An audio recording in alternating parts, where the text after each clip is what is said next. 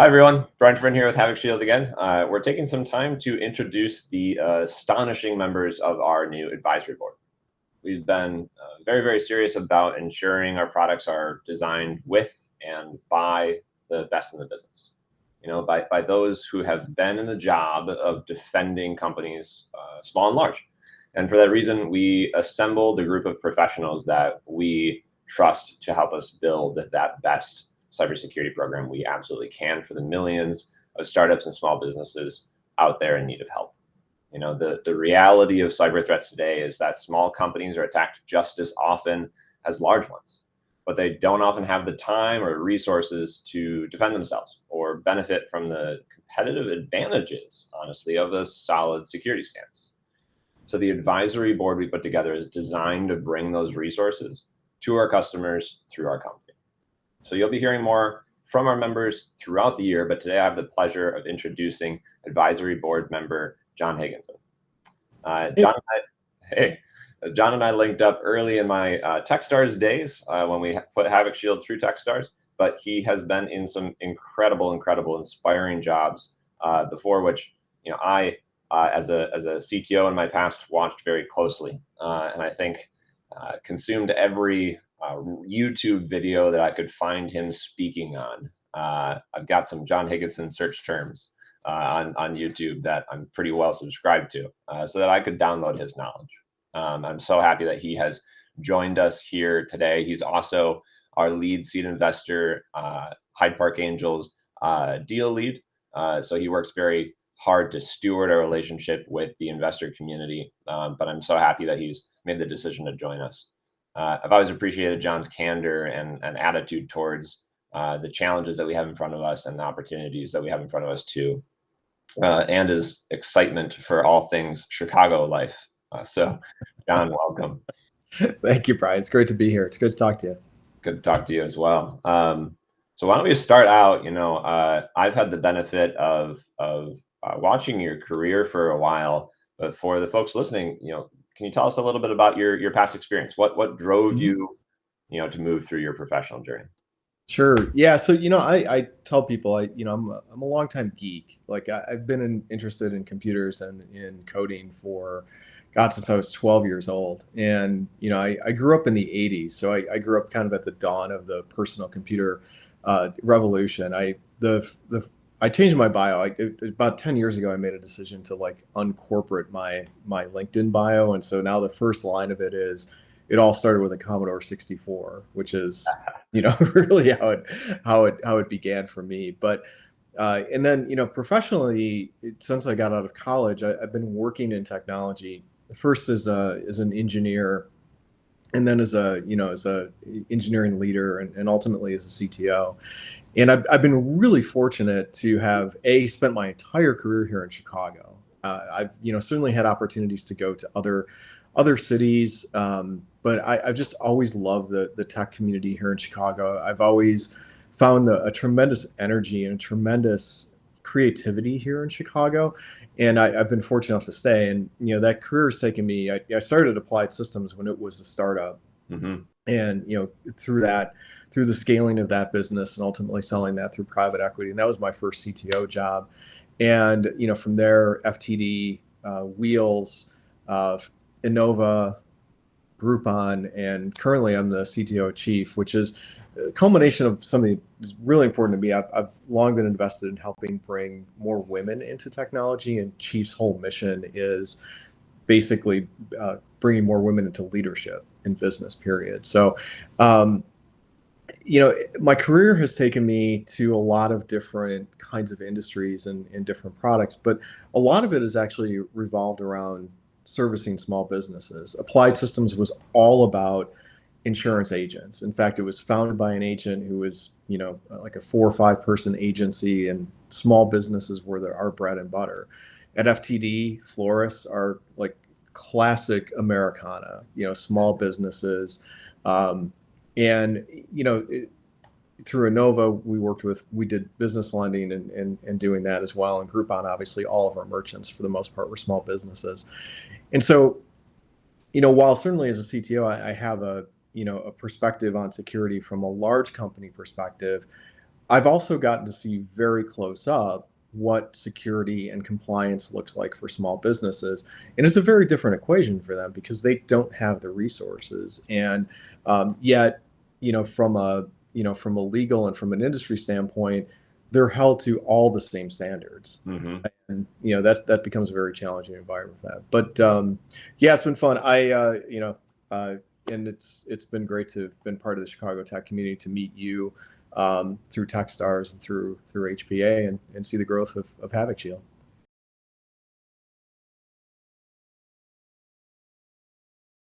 It's interesting, like the progression of it. I think we've gone as an industry from not really thinking about diversity in teams to actually having science behind it. And something I've talked about in the past is, it doesn't really matter where you're coming from in terms of diversity or what your motivation is. If your motivation is the P&L, like, there's a really compelling revenue and profit argument about diversity, because there's lots of science around how diverse leadership teams, diverse boards run circles around companies that don't have that same diversity. If it is about creativity and problem solving, which is like at the heart of what software engineering is, there's plenty of studies that show that diverse teams run rings around non-diverse teams when it comes to problem solving. And if it's just about, like, the moral argument about equity, like, there's a strong case to be made there. I think a lot of it is as I've moved through my career and worked on this, there's a lot of different facets to it. I think it is certainly, at the beginning, there's a challenge to get more women into the kinds of programs, the kinds of educational programs that will lead them to engineering careers. And it's not just computer science. Like, there's a lot of different things. And so, yeah, I've gone to computer science classes where the freshman class is 50-50, and the senior class is like 90-10 men. Yep. And there's definitely something happening in there where when women don't feel as comfortable or welcome in that. So there's definitely that. But then there's also things that I've seen play out in companies, which is, and as I rattle these off, it's one of these things where you think about it and go, that makes sense. It's just, I think it's taken us time as an industry to get there.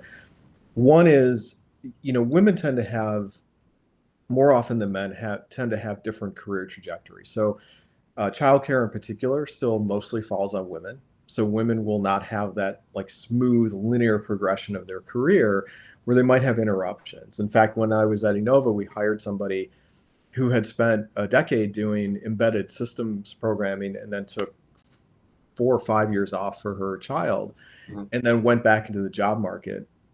Now, here's somebody who's incredibly talented. Like, I would not want to do a coding challenge with her because I would not win. Um, but, like, people looked at her career path and said, "Well, what have you been doing the last 4 years?" And she found it hard to find interviews, but she turned out, obviously, she turned out to be an amazing engineer. Hmm. Um, you also have, I think, being able to create things within the company that support women. So we know from the data, and organizations that do pulse surveys or culture surveys in companies have really good data that says, if there's one woman on a team, like, take a typical engineering team, which is like 8 people. If there's one woman on that team, they tend to feel more isolated and less connected. But if there are 2 women on the team, that feeling dissipates and they feel more connected to the team. And so, being mindful about, like, team construction and hiring. Um, and then finally, representation. Somebody we both know in Chicago, Amanda Lannert, who runs Jellyvision, Hmm. has talked a lot about how you have to see it to be it. And so, having that representation of women on the team in leadership roles is one great way to bring more women into the company and into the engineering team. But again, like, all those things translate into tremendous benefits to the company when you do that.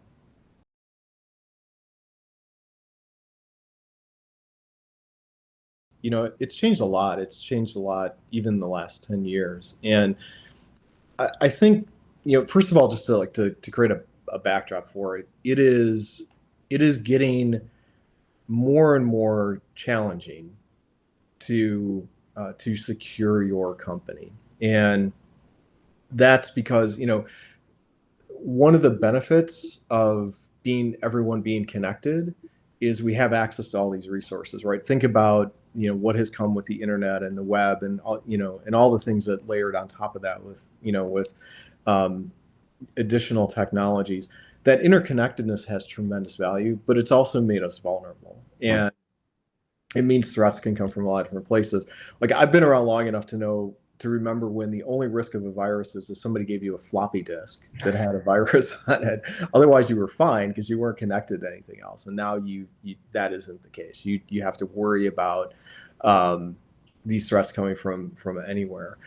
I one of the I think the best place to start with security in organizations is actually with people, because it is still true that, like, the best defense you have and the most likely, vector for a security threat is actually through people. And so it uh, a lot of it's education. Like, here's, if you have simple things like if there's an email that you don't recognize where it came from, or a link you don't recognize, like, don't click on it, don't give up information, to just good security practices. I think this is a place where there's kind of this bifurcation between big companies and small companies, where big companies will, and having been responsible for security in larger companies, it is something that, as a CTO, you worry an awful lot about, because it is an enormous reputational risk. It's an enormous financial risk as well if there's a breach.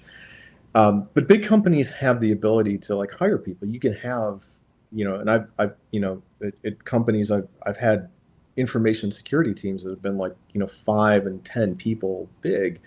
Um, Small companies can't do that, and those same people could do training and things like that. But there's kind of that separation of the two. I think the other is making you have to make security accessible. You Nobody, even in, like, big companies I've worked in, nobody outside of the tech team or the information security team wants to get into the nuts and bolts of information security. Like, nobody wants to talk about encryption, and Yeah. nobody wants to talk about, like, how crypto locker works. They just want to know, like, what do I do? How do I protect myself? And so I think being able to speak in a language to the entire company that makes sense and helps them help the company protect itself is really critical too.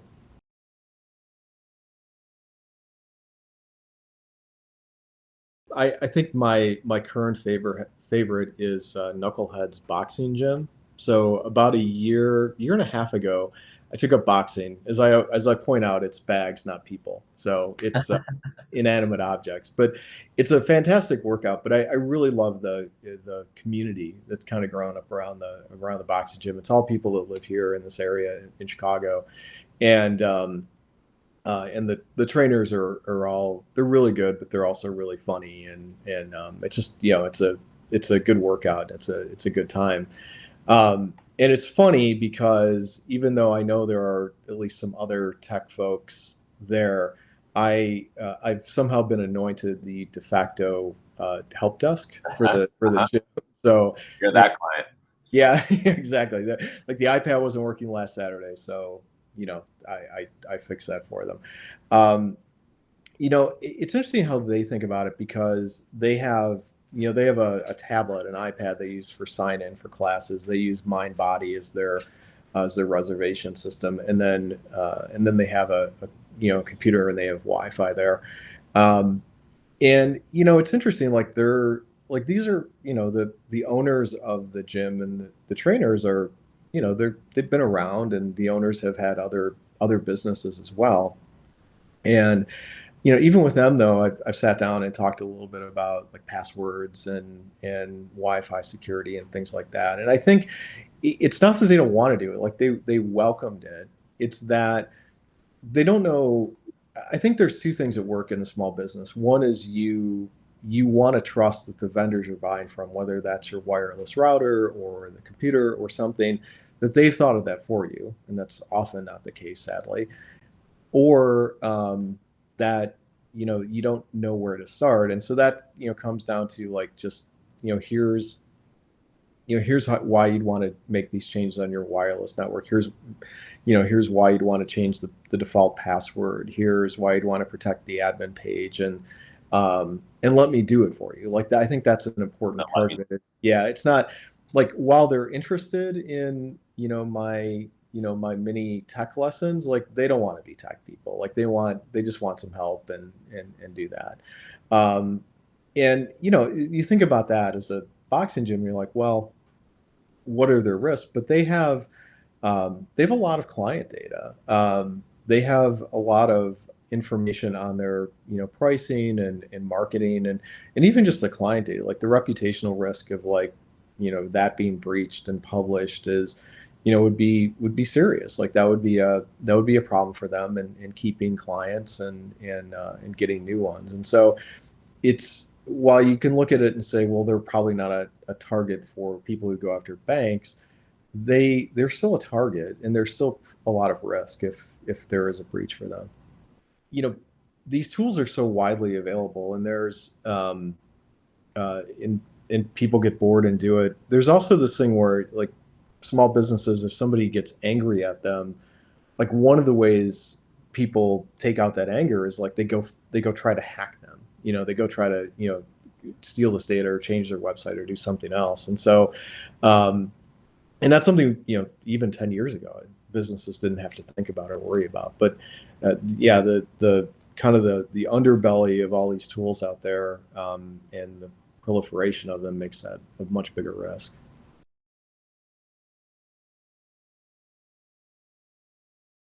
You and I met through Techstars, and we had coffee at the very beginning of Havoc Shield, Mhm. and I was struck by two things when we first met. One is, having lived through this and having worked at companies that supported small businesses, and everything from gyms to insurance agents, and I was just struck by like how much of a need this was, and that there really was no other option. It wasn't, you know, using the boxing gym as an example, like they're not going to go to like a big, like a big four security firm and be able to afford that and have that security protection, nor are they going to hire a chief information security officer there. But what are their options, right? They can't. There's nowhere else for them to go, and the idea of what Havoc Shield was doing to provide not only protection for them, but provide it in a very accessible and friendly way. Because I think that's key. And like I saw that in the very beginning, of what you were building. And then the other, like we had coffee, and I think a month later we had coffee again.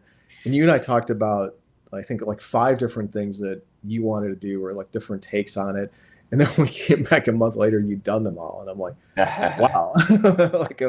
Like okay, well these Brian's got a handle on this. He's moving quickly on this. And I the reason that you know I love Havoc Shield so much, and I believe in what you're doing is because small businesses need help.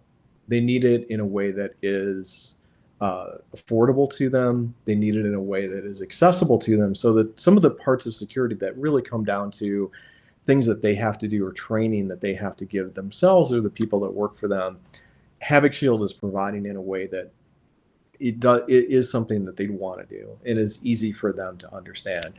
And that's a hard problem. Like it's I can't remember the exact quote. There's a quote about like, simple is really hard. Like Yep. it's hard to make things uh, easy and elegant for people to do. And that's what you've been able to do with Havoc Shield. And look, the threats are just increasing. Like we're recording this during a time when there's a decent amount of global tension and worry about cyber warfare coming out of that. There's a reputational risk, like, disgruntled individuals who try to hack small businesses, and then compliance, which is another huge burden for small businesses, about protecting information. Those laws are growing in scope all the time too. And I think um, there's all these small businesses who sure they can they can do some things or go to like some of the big firms, but that's not a solution for them. And I think it's the best way for them to get protected is to use the tools that Havoc Shield is creating. Yeah. Yeah. Well, thanks. I mean, I'm personally honored to have you on board, and couldn't align more with, what the what the review of our opportunity is. And again, our mission is really, I think, quite personal to both of us, is Yeah. got to protect these small businesses. In aggregate, they are the largest employer globally, right, of Right. people. And it can be certainly death by a thousand cuts if we don't steward what is very necessary in terms of protection for these types of businesses. So Mm-hmm. right there with you. We're wrapping up. I always like to leave folks with actionable help. Customer or Mm-hmm. not. Can you leave us with a word of wisdom, or a tip that you think would help our listeners better secure Mm-hmm. their organization? First of all, like, take it seriously. The the things that you get out of the box when you set up your small businesses are not meant to protect you, right? We talked a little bit about wireless access points or wireless routers. Out of the box, they are totally insecure. So if you just take it and plug it in, you're not secure. So like, do spend some time thinking about it, because it's as important as how you think about insurance for your business, or um, how you think about locks on your doors. Like, you have to think about it in that way, and you have to spend some time doing it. And going back to Havoc Shield, like I think this is where having something, implementing Havoc Shield, having something that will guide you through those security practices. It's having the benefit of that much bigger, more expensive security firm packaged up into what Havoc Shield offers. So first of all, like, take it seriously, because you are at risk. You know you are under threat, and you need to think about this in the same sort of kind of nuts and bolts protection of your business that you do with lots of other things. Yeah. Yeah. Excellent. Well, John, as always, I've got a half an hour booked on the back of this just to kind of process what you've said, and try to store some of it in here. So thank you for being part of the board, and thank you for your support throughout. We hope to do this again soon with you, but for now, we'll say goodbye. So thank you very much, John. Yeah, sounds great. Thanks, Brian. It was great to talk to you.